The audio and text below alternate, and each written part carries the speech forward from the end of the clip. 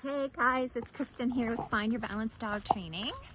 Fiddler and I just got back from our field trip and I wanted to make a little video to chat about the structured leash walk and how we're going to do the remote collar heel with our dogs after training.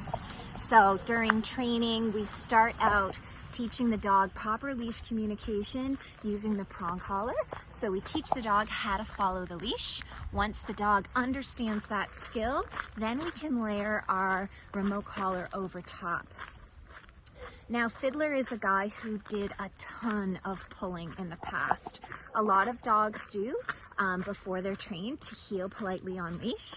And one of Fiddler's little quirks is that he is highly triggered to start that tug of war cycle again when he gets pulled on. So even though he knows proper leash communication, like a lot of dogs who've done a lot of pulling in the past, if we start to clench up on him, tighten up on him, inadvertently pull on that leash without noticing, Fiddler's gonna pull back, and then we're gonna get ourselves right back into the tug of war cycle.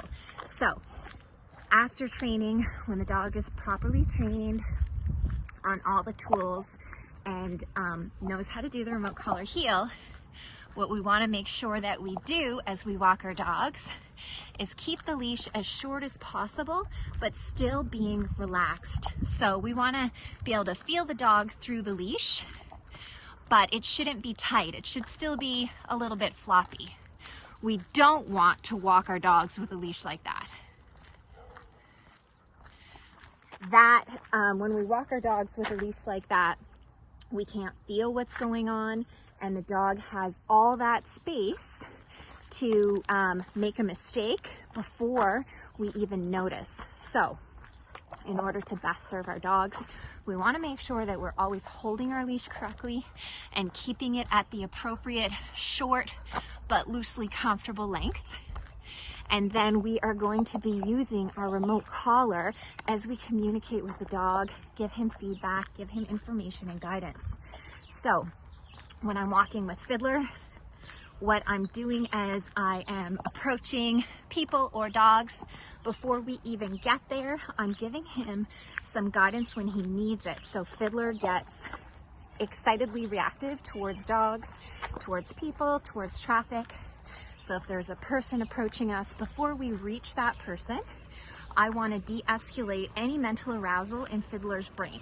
So because he's properly trained, I'm going to tap the e-collar at the right level as I say no to his, steering or, mental arousal building or any of those things that lead him to being overexcited and reactive. We want to extinguish that well ahead of time.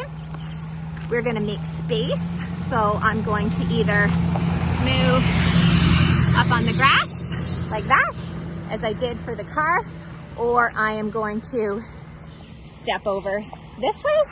If I'm making space away from a dog there, we want to make appropriate space away from the trigger, and then also give our dog guidance and feedback if he needs it on the way by and after the fact. So after the fact, a lot of dogs will start to rubberneck and shoulder check, and they can get mentally aroused again, reactive again, even though they've passed the dog. So if we get any of that in those moments, we want to make sure that we're helping our dog by correcting that at the right level on the remote collar and not allowing any moments at all of building mental arousal.